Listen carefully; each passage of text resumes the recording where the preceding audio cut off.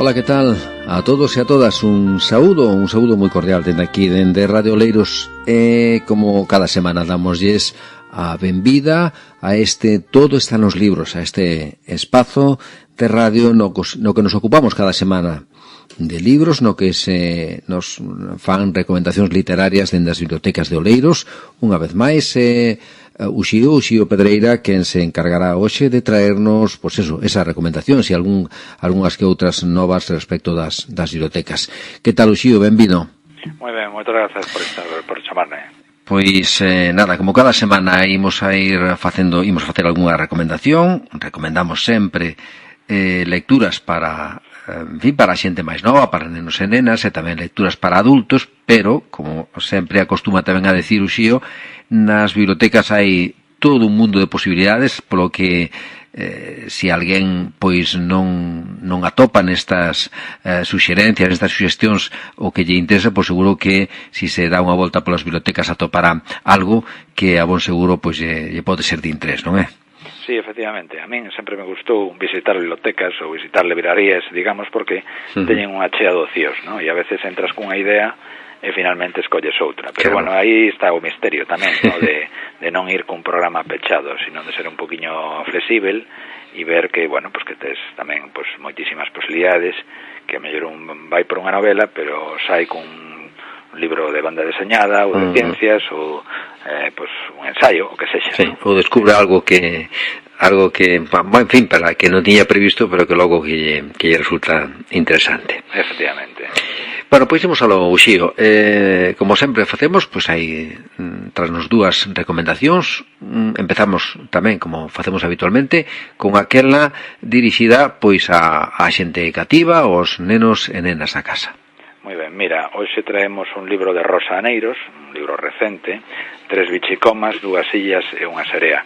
Está recomendado para nenos e nenas a partir de 10 anos aproximadamente. Técnicamente é a clasificación que damos na capa do libro, aparece a partir de 9 anos, non? E entón, bueno, pues, como xa digo, Rosa Aneiros é unha escritora xa con moitísima experiencia, tanto a nivel de adultos como a nivel infantil. E nesta ocasión tráenos un libro que foi Premio Agustín Fernández Paz de Narrativa Infantil e Juvenil pola Igualdade no 2018, un libro relativamente recente que, bueno, xa digo, leva o premio dedicado a Agustín Fernández Paz, do cal Rosa Aneiros séntese unha persoa moi próxima porque foron amigos, ¿no? Os dous coñecéronse nunha viaxe a Brasil no seu día e, bueno, fixeron moi boa amizade e Rosa Aneiros considerase, como xa digo, unha persoa con moitísimas conexións con Agustín Fernández Paz, ¿no? Agustín era un dos mellores escritores de literatura infantil e juvenil que tiñamos nós, e Rosa Aneiros, a verdade que segue polo seu camiño. Este é un libro que trata unha historia de Delmira, que di que non lle gustan dúas cousas, a nata do leite e o seu nome. Digamos que para o seu nome pues hai máis dificultades para librarse, e chamase así polo seu avó, e tampouco lle cae ben, pero caso que o seu pai leva un verán a pasar o tempo co seu avó en Maravilla, e, bueno, pues ele vai moi enfadada para ali, pero, bueno, coa chegada coñece a dous amigos e comeza xa pues unha nova etapa. Digamos que ese é o contido do libro, ¿no? É un libro con moito sentido de humor, con moita sensibilidade, ten ese tacto para conectar cos nenos, é un libro moi optimista, tamén que conecta tamén cos textos de Fernández Paz, e a verdade é que é un libro que ten un puntillo de crítica social interesante, ¿no? Un libro protagonizado por unha muller, por unha nena neste caso, como é tamén habitual pues nos textos de Rosa Aneiros, e a verdade é que é unha destas oportunidades que temos de coñecer a literatura infantil juvenil, ¿no? E neste caso pues da man de Rosa Aneiros.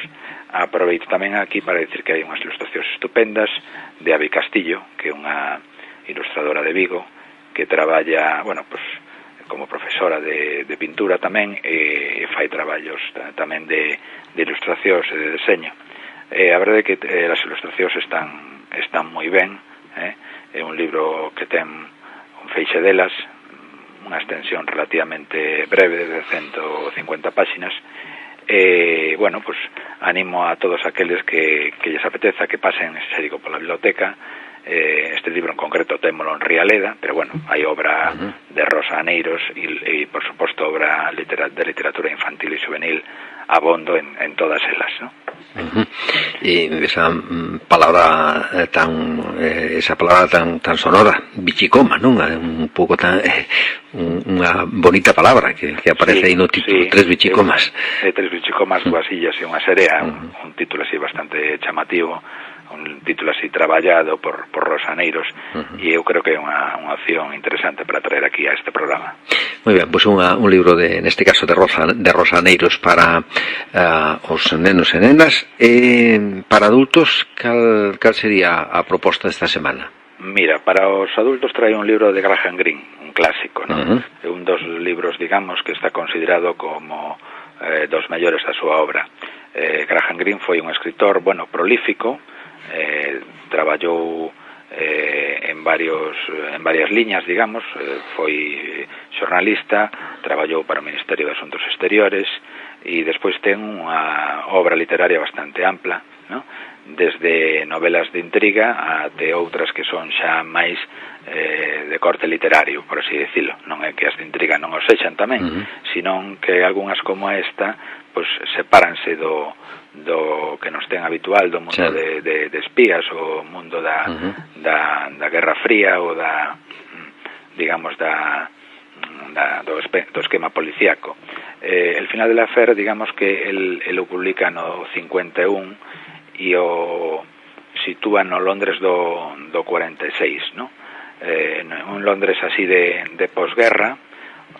Bueno, Londres foi unhas cidades de Europa máis afectadas polos bombardeos, e, bueno, pues aí na novela aparece un Londres onde había, pues, aínda pues, un racionamento, había moitos edificios desfeitos, había moitas carencias, e aí un escritor atópase cun diplomático, un amigo seu, o cal non vía desde hai tempo. Este home,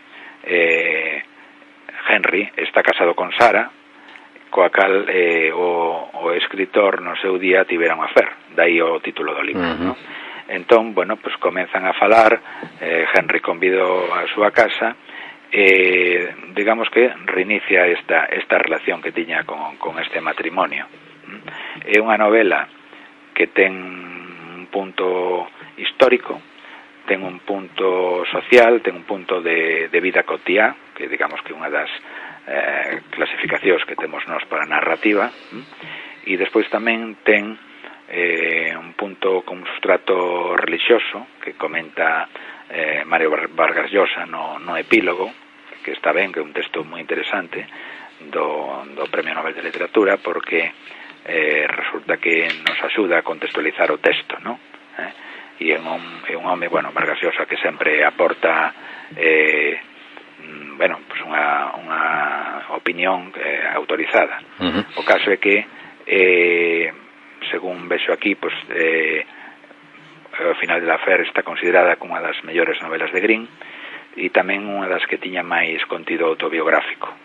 Bueno, eu non sei así demasiado da vida de Greene como para afirmar isto, pero bueno, digamos que un paseo entre o afectivo e o social, e tamén aparece por aí unha pequena intervención dun detective privado, e bueno, hai unha película sobre este libro que eu vi no seu día, e a verdade é que tanto o libro como a película parecesen bastante, ¿no?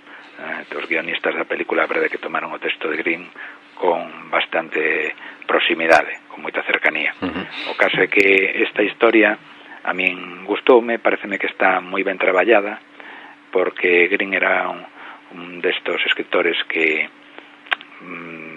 ataba bastante en curto o que facía, e, bueno, sabe traballar todas as situacións, todos os personaxes que aparecen no libro, as rúas, podes seguir os itinerarios que fan os protagonistas polo centro de Londres, fundamentalmente, por algún barrio tamén, por ese Londres da posguerra, ese Londres, xa digo, que era un Londres pobre, ¿no?